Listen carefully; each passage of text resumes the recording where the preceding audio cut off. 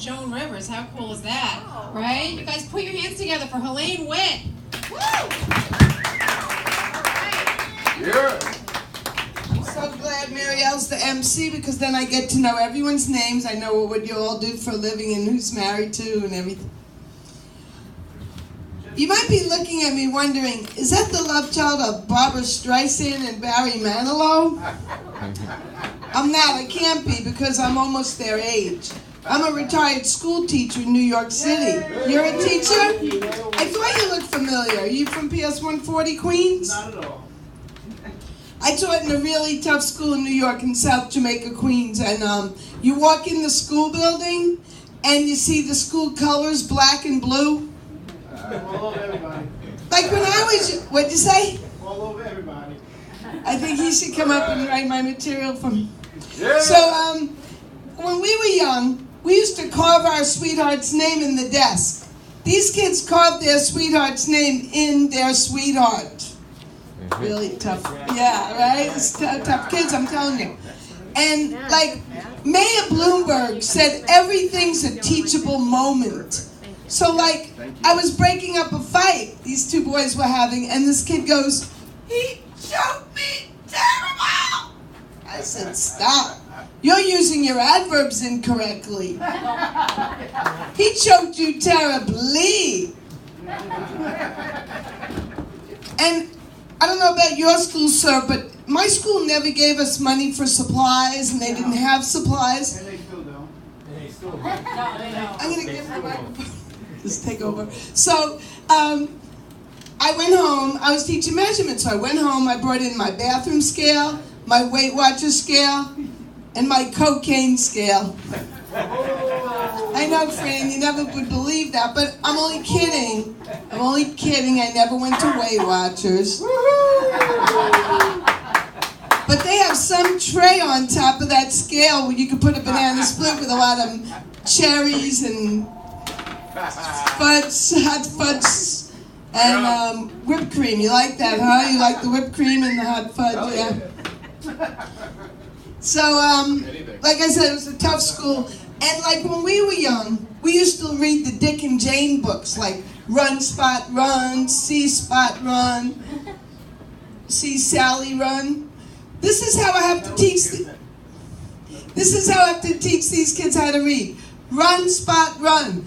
Dick's got a gun. Spot is a pit bull. Run, teacher, run. And those are the 12th graders. Really tough. There's something new in teaching, and since you're still teaching and I'm retired, sir, tell me if this is true about the participation trophies. Like they give every kid an award, even if they don't try. I could have used that when I was married on my honeymoon. My honeymoon night, I could have used a participation trophy. Come to think of it, I was married twice. I could have used it both times. Because they participated, but very little was accomplished. I was married twice. Fran, you don't even know this about me. I was married twice. I was married to a Jewish guy first, and then I was married to a Chinese guy. You wonder what the difference is? How long? None. They're both cheap and drive terribly. With the Chinese guy, though, we had 3 New Years, so that was good. And you're from San Francisco. You like the San Francisco Giants? I grew up with the Giants in the Polo Grounds. Well, that's where my second husband's from, San Francisco. So, anyway. What do you have? Food? We had 3 New Years, like I said. So the first New Year, of course, in the calendar year is the American New Year, and you have fireworks.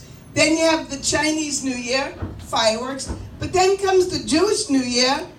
Where are the fireworks? Unless you eat my Aunt Esther's gefilte fish with a lot of horseradish. Whoa, you get the fireworks. And with the Jewish husband, one thing I'm sorry that I'm not married to anymore. I'll tell you why. Because Thanksgiving and Hanukkah came out on the same night one year. And in those times, I wish I was still married because my mother-in-law would only have to eat dinner over once instead of twice. But So now I do the dating thing, like they were talking about the online dating and all. But I met this guy on a blind date, so I didn't know why he showed me his singles ad. So we go into his apartment building, and we go up one flight on the elevator, one flight, and he shows me his singles ad. It says, "Loves long hikes." Hello? Doesn't match if you have to go up an elevator one flight. And you know what, sir? He lived on Bragg Street, Brooklyn. He had very little to brag about. Around the corner was Knapp Street. And if you're going to go up an elevator one flight, you should live on Knapp Street. The other thing that his singles ad said was, "Loves romantic horse and buggy rides." Hello, you're not Amish. You live in Sheepshead Bay, Brooklyn. I'm getting older. Anybody else getting older besides me here? No. Yeah, right, young lady. I mean, I'm being very open and honest with you people, and I don't hardly know most of you, right? But I'm losing my hair. Can't tell. I'm losing my hair. But I know where mine's going. It's going to my knuckles. Where's yours going? Mine's going to my knuckles. But, you know, when you're getting older, like for me, I have a sense of humor about it. Like, we call them varicose veins. My mother called them that. You know what I call my varicose veins, ladies? No, what? I call them the Google Roadmap to Adventure.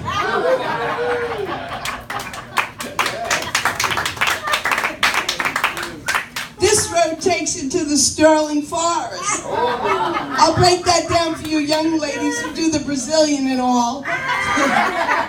The Silver Lake. I get the Silver Lake. And then this road takes you to the Dead Sea. I mean, you gotta have a sense of humor. You know, like, I didn't do that. if they had these bags in the Rockaways during Hurricane Sally, what's her name? Sandy. If they had these bags in the Rockaways during Hurricane Sandy, the F train never would have stopped running. They'd just be protecting the ocean. But I notice every day something new. Like I have exclamation points here. I have parentheses here. I have pound signs here.